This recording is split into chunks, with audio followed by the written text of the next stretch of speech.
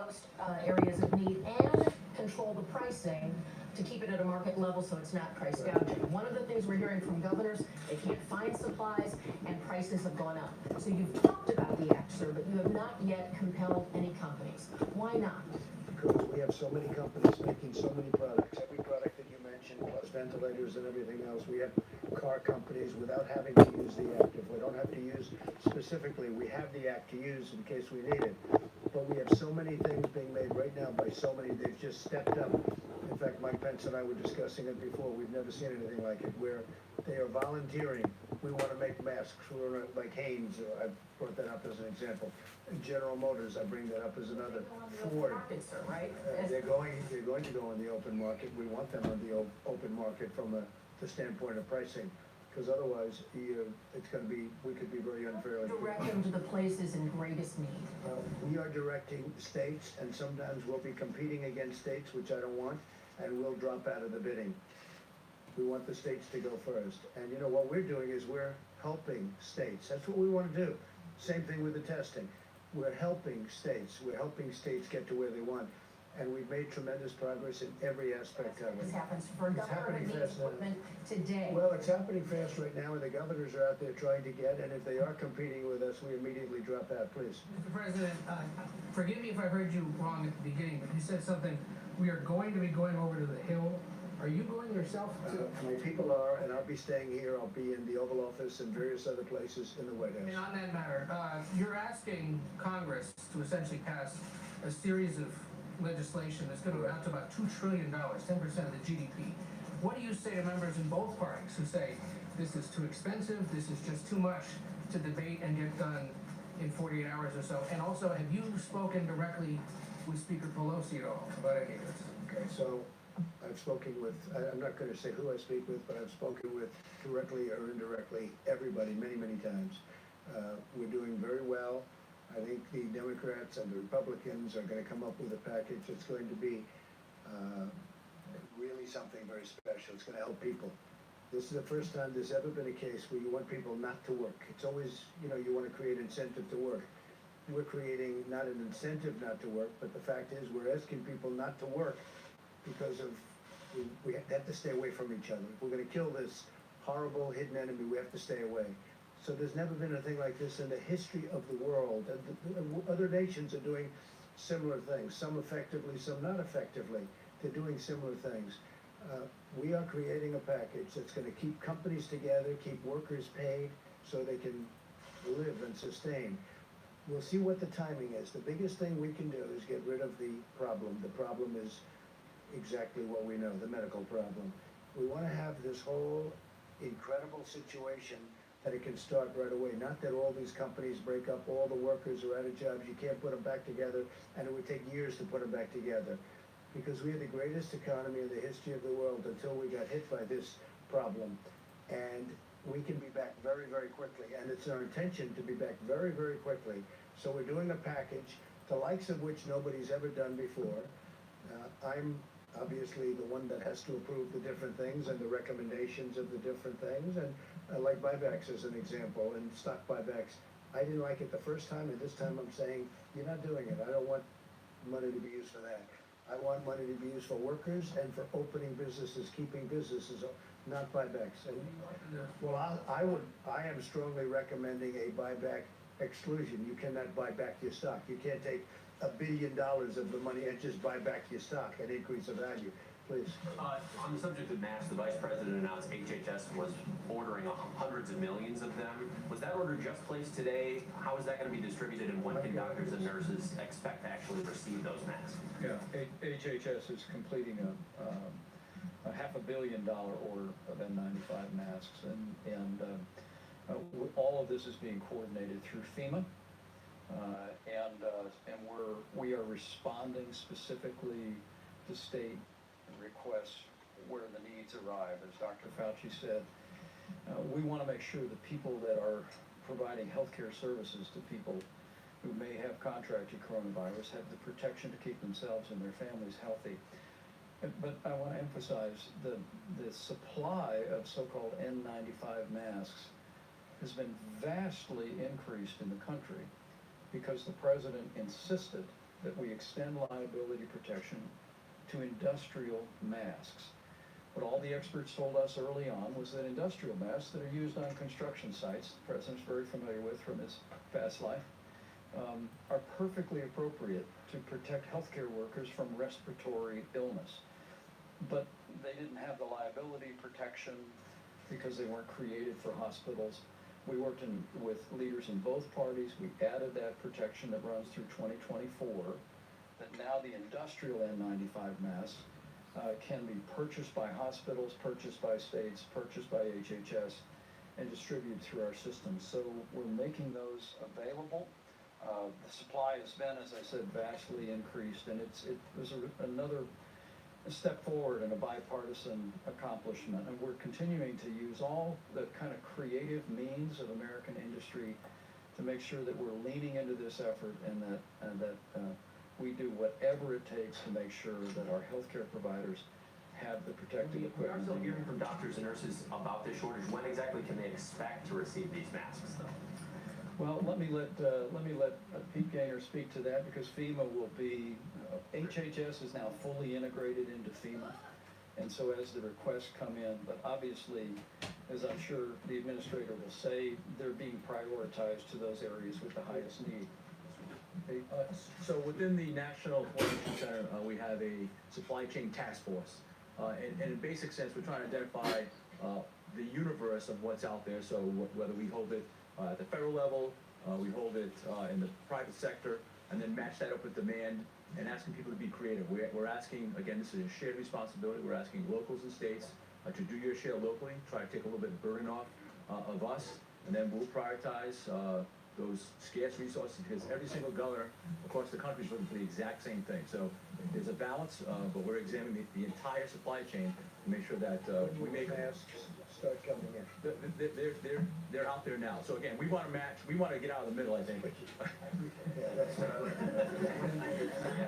So we're trying to match suppliers with demand. So that's what we're doing right now. It's happening today. They can expect them to do the matching supply and demand. There's a range of requests across the country, and we're trying to match those, again, supply and demand every day. Through the task force. We had a lot of already come in.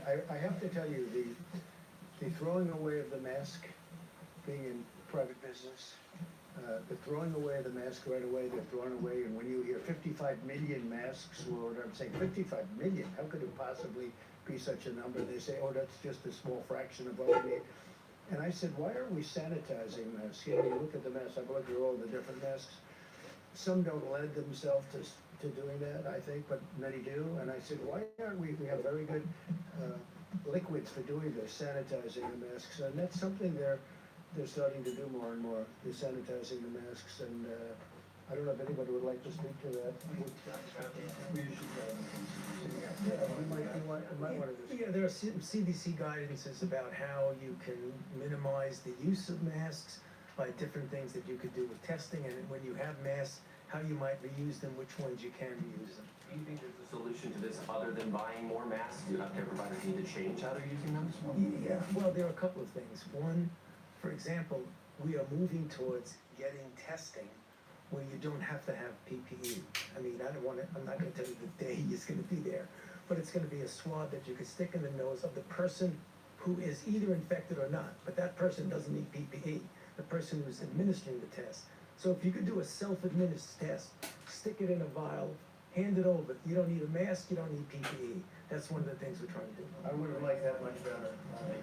Personally, yeah, go ahead. May I? And one other, this is another story about great American industry. I mean, the president and I literally heard directly from Apple that they're donating 2 million industrial masks to this effort around the country, Yes. and working with our administration to distribute those. And it might be a good opportunity for us to renew our call as the president and I delivered this message to businesses yesterday, manufacturers and small businesses. It's a great time to go to your storeroom, and if you have N95 masks, if you've got 100 of them, if you've got 10,000 of them, is to load them up, drive them over to your local hospital. That story is literally happening all over the country.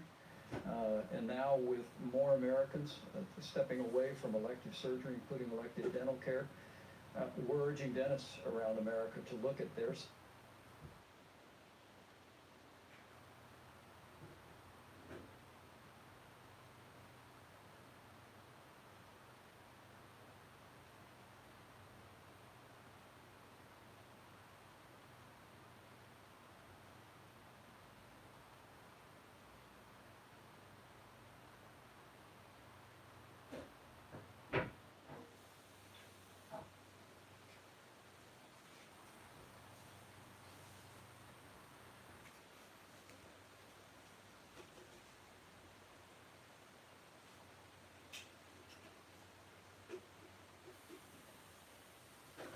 Doctors who are talking about the shortage of medical supplies that they are facing. Dr. Faiza Bucks in Kentucky says there's absolutely no way to protect myself.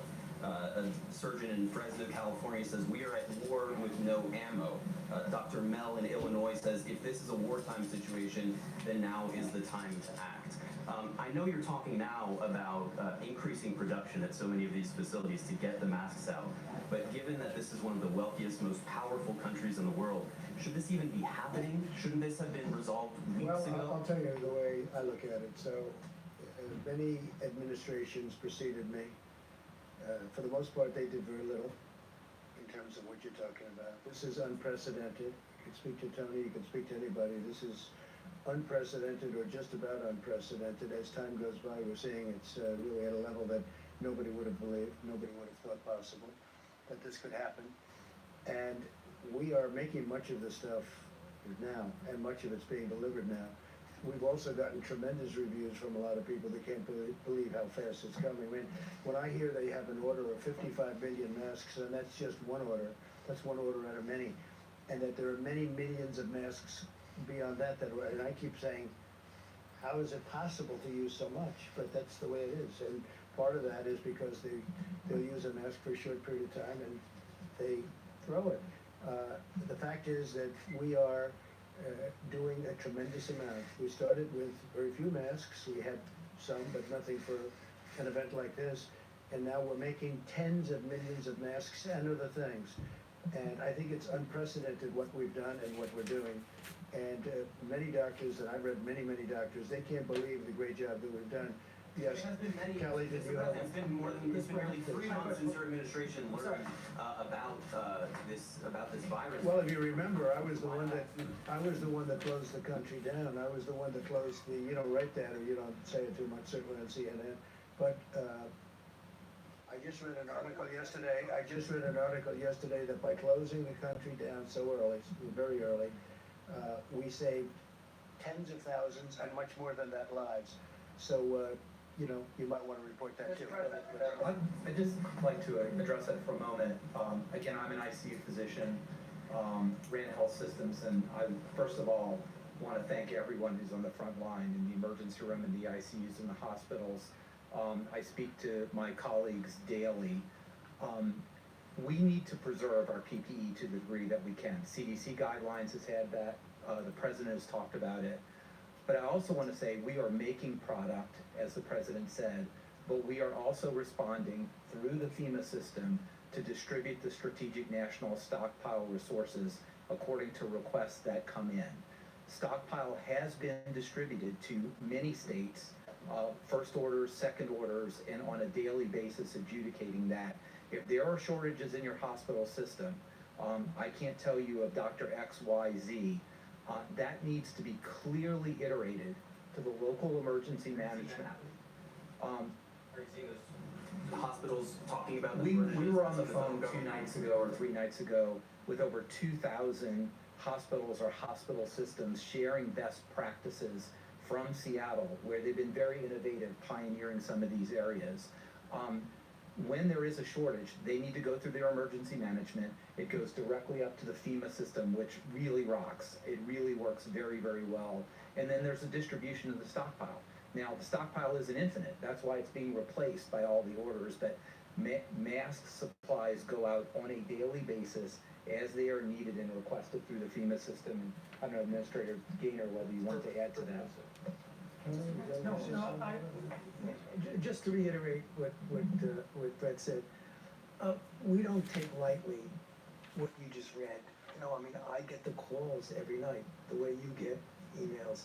It's a serious issue. We don't want that to happen, but it is happening. You're not making things up. I know that because I'm experiencing myself.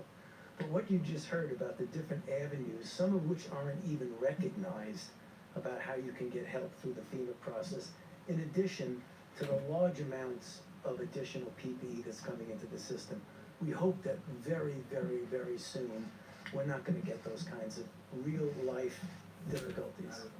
Yeah. There's a question about the timeline here, and even FEMA can't quite answer what the timeline is. Days, weeks? Yeah, sooner than weeks. It's gonna be days, I would hope. You know, we're gonna try to make it days to the best possible way we can.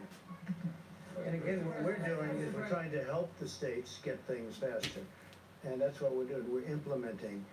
And the magnitude of this, it's a tragedy, it's an absolute tragedy. But the magnitude is something that, no matter who you were, no matter where you come from, nobody ever thought a thing like this could happen.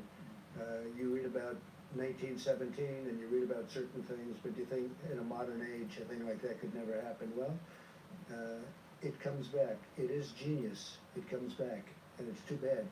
But I think the people working on this have been incredible. The job they've done has really been incredible. But there's tremendous amounts of not only masks, of ventilators and respirators and everything you can think of. It's all being, much of it, and almost, I could say all of it is being manufactured right now. Steve, please. Yesterday, there were questions about the use of this malaria drug. Have those questions now been resolved? Well, I don't know that resolved. I can say that it's going to be distributed. I know New York is getting, I think, 10,000 units, and numerous other people. It's really, it could be the malaria drug plus the Z-Pack. But, and we're going to find out. We're going to find out. I feel, look, I feel, as the expression goes, what do we have to lose? Because, you know, I feel very good about it. Tony would feel, you know, like he likes samples done in a certain way, and I understand that too. Many doctors agree with that. We don't have much time. You know, we have a lot of very sick people right now in hospitals all over the place. And speaking with the governor of New York, Cuomo, I said, how's it look? He's got a lot of sick people. So we're going to be delivering a lot of samples to New York and other places, and we're going to find out very shortly whether or not it's going to work. I feel very confident. I mean, I've seen things that surprised me, frankly. There are, as Tony said, there are other things we're looking at too. Vaccine, of course, is incredible, but this is more immediate. Right now, this to me would be the greatest thing that could happen. This would be a gift from heaven. This would be a gift from God if it works. So we're going to pray to God that it does work. It'd be a fantastic thing. Mr. President. Yeah, please, Rebecca. Mr. President, on the economic front, there are reports that the coronavirus is really hurting your businesses, especially your hotels. My businesses? Yeah, so Sure. is that true, and can you speak Well, I to wouldn't say financials? it's thriving when you decide to close down your hotels and your businesses. No, I would say, but you know, I'm very under-levered and everything, so that's good. But is it hurting yeah, it's hurting me, and it's hurting Hilton, and it's hurting all of the great hotel chains all over the world. It's hurting everybody. I mean, there are very few businesses that are doing well. Now, there are some that are, like as an example, the Walmarts of the world, because everybody's lined up to get things and stock up their house and this and that. But sure, it hurts my business. But Did you or anyone in your administration talk to anyone at the Trump organization about the potential effects of the coronavirus? no, I didn't speak to anybody. I speak to my sons, but I talk about the coronavirus, but not as it pertains to my business. They basically follow the rules. When they say close them down in New York, we close them down, or wherever they may be. I actually have them all over the world. And when they say close them down, we close them down. What, Kelly? Will you no longer go to Mar-a-Lago or Benton? Well, I have nothing planned at Mar-a-Lago, but right now I think Mar-a-Lago, I guess, I haven't even asked, but I imagine that's closed down just like a lot of other businesses in Florida. Right? Right. Do you expect your family company to seek government assistance if it's eligible? I don't know. I mean, I just don't know what the government assistance would be for what I have. I have hotels. Everybody knew I had hotels when I got elected. They knew I was a successful person when I got elected, so it's one of those things. I guess I get paid $450,000 a year. I give it up. I put it back into the nation. I have to, by the way, you have to designate where you want it, so I oftentimes give it to opioid, research and things. Specifically, not you. But as far as the hotels and everything, I mean, I have to do what everyone else is doing. I would probably decide to close things up. I think it's a good thing. You don't want people getting together. And hotels and clubs and everything, you get together. We want to beat this deal. So I have many of them, hotels, clubs, things like that, where people get together. I would think would be a good practice to close them up. Yeah, go ahead, please. Mr. President, as you know, we've been talking a lot about masks. We've also talked about how not everyone needs to take a test. What about a temperature test? As we know, we all came into this room and got tested before we entered. Well, I do it. the grounds. I have temperature tests, and I didn't ask everybody here, but I wouldn't be surprised if they had temperature tests. Should those thermometers Otherwise, I'm gonna run off the stage. be distributed? Should they be on a mass distribution basis too? Oh, I think they are pretty much. The easiest thing is the temperature. I think they are. I don't know. Are you learning a lot from the temperature test, Tony? Could you maybe discuss that for a second? Yeah, I mean, they have a place, they're not infallible, I mean, there's so many ways to get around that. I mean, right now, every time, certainly here, every time I go into a different room, I get my temperature taken. But we see that on the outside, that some people are I took doing his that. temperature. It's very low. There is a role for it under certain circumstances. What I don't see is a massive distribution of thermometers that are gonna actually have a major impact on what I showed, what we need to do. And I've seen things when Tony mentions thermometers. They aim something at your forehead, they stay this far away, boom, and they tell you what your temperature is. I said, I've never seen that before. I've learned a lot. It's incredible. Go ahead, the back corner. Pellegrino with OAN, thank you. This morning, the Washington Post ran a story suggesting that you delayed taking action on the virus in January and February. Dr. Fauci has indicated that your action in the Chinese travel ban helped America immensely. What do you say to the Washington Post? Well, I love whoever you're with. That's because I think that's such a nice question. No, I think the Washington Post covers us very inaccurately, covers me very inaccurately. I saw the story. I think it's a disgrace, but it's the Washington Post, and I guess we have to live with it. It's a very inaccurate, It's a very inaccurate story. From many people, I get a lot of credit for having closed our country very early to a very heavily infected country. China, unfortunately, China. I wish China would have told us more about what was going on in China long prior to us reading about it, even though the news isn't exactly disseminated. As you know, China kicked the Washington Post out of China, and they kicked the New York Times out of China, and I guess the Wall Street Journal. That's okay. I mean, that's what they do, and I think it's a terrible thing they did. But I also think it's terrible when people write inaccurately about you, and they write inaccurately about me every single day, every single hour. And by the way, I really think, and I just say fair, not good or bad. I think you write very fairly and do very fair reports about the great job that all of us are doing, that this group behind me is doing. It's so insulting when they write phony stories that they know are fake news. Because they're not insulting me, they're insulting everybody, these incredible people that have worked so hard, so long, that are thinking about nothing other than this invisible enemy. They have done such an incredible job, and they will continue, and we're going to win, and there'll be a lot of celebration when we win. And we're going to win with as few lives lost as possible. That's the game. Win with as few lives lost as possible. It's a tough enemy, it's a tough killer. Far bigger, far more vicious than ever before, but I appreciate you saying it, because the fact that we closed so early to China, and most people, hey look, I was called xenophobic by Sleepy Joe Biden. I was called a racist by Democrats, a racist. I was a racist because I decided that I didn't want to have people that could hurt our country come in. And I was pretty much in a very small group of people, I will tell you. It was a tiny little group. Most people, even that worked in the White House, disagreed with me very strongly. Saving of those many weeks was a tremendous thing. And when they keep talking about acting early, that was the ultimate act. That was the biggest act, because we didn't. And then I also closed Europe early, very early. And I took a lot of heat for that too, but that was a good thing. Now they're doing similar things that we're doing. So I didn't act late, I acted early. I acted far before anybody thought I should be. I took tremendous criticism from the various papers, from many of the papers. So I very much appreciate the question. It might have been more of a statement than a question, but whatever it may have been, I appreciate it very much. So a number of the states have kind of done these different measures. We've seen California order one Yes. thing, New York, just a similar. Do you want all of the states to do one uniform? No, they can do what they want to do.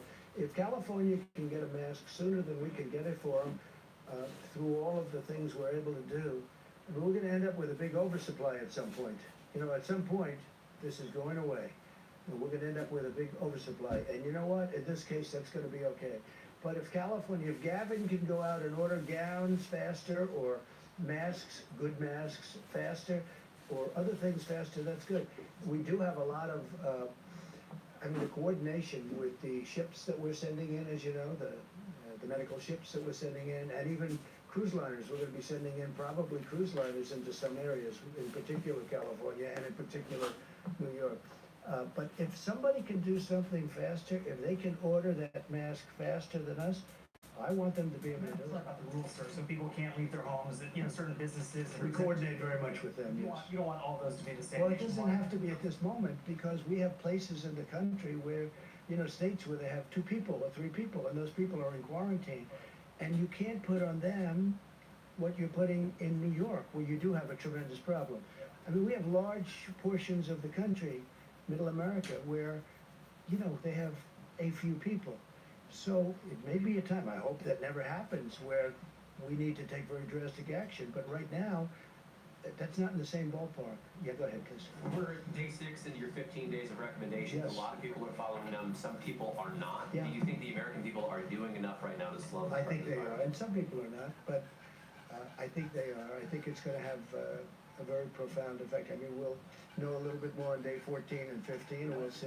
Once we get What we're going to see, we have to see what the result is. We want to flatten that out, and we're going to see what the result is.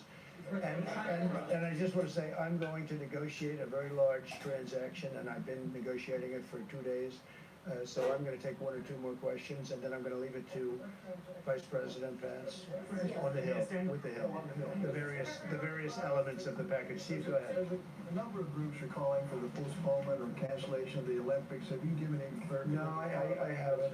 Look, we understand the difficulty of that, and he's a very good friend of mine. You take a look at Shinzo Abe. He's a great gentleman. He loves his country.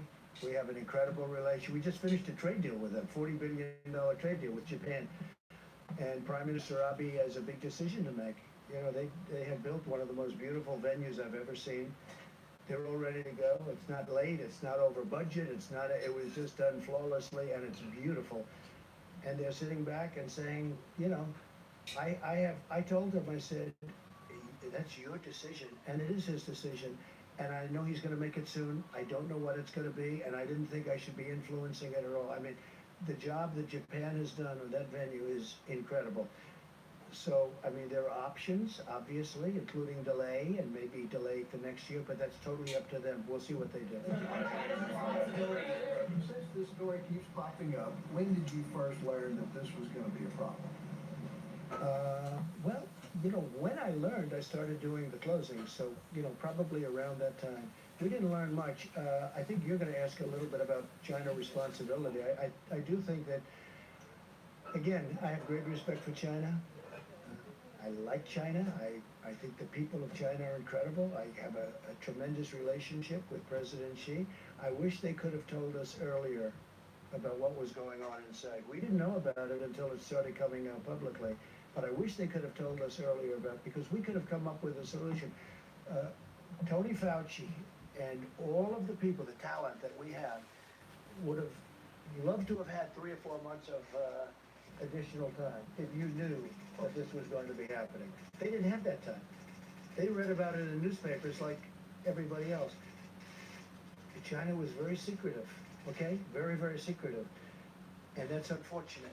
With that, I have great respect for that country. I have great respect for the leader of that country. And like him, he's a friend of mine.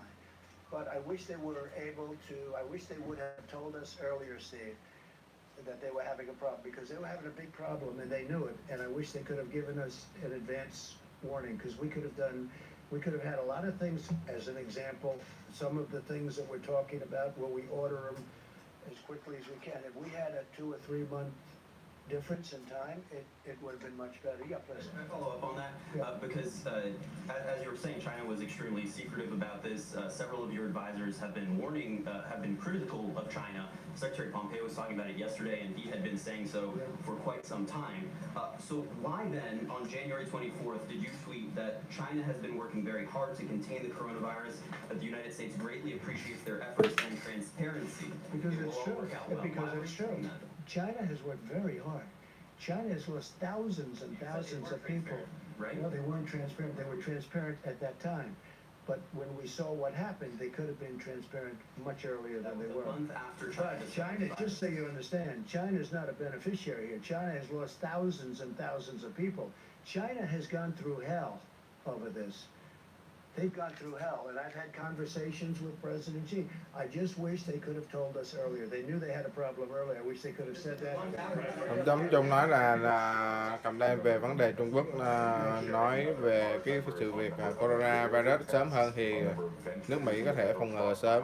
Well, I'm going to leave that up to Dr. Fauci and everybody else, and I think the answer is we want to share them. I would imagine we want to share the numbers. As Admiral, do you want to discuss that? 500 billion masks that you cited, they're due for delivery in 18 Not months. billion, no, not billion. 500 million masks, excuse me, thank you. I said, wait a minute. Half a billion masks, they're due for delivery according to HHS within 18 months.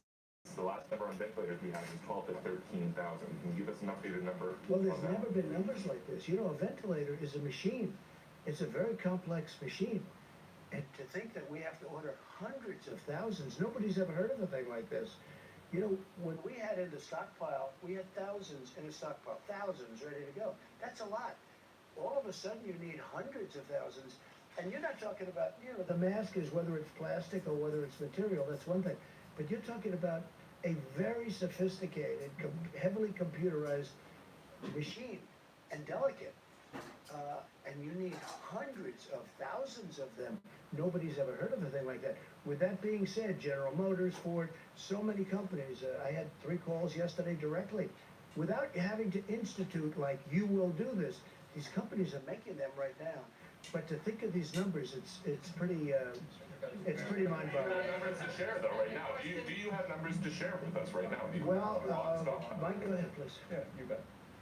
Well, we've spoken a lot about masks this morning, but the president's also given the task force a priority of assessing the availability and expanding the availability of ventilators. And on Monday, we will detail some very encouraging news for Americans. You speak about the number of 13,000.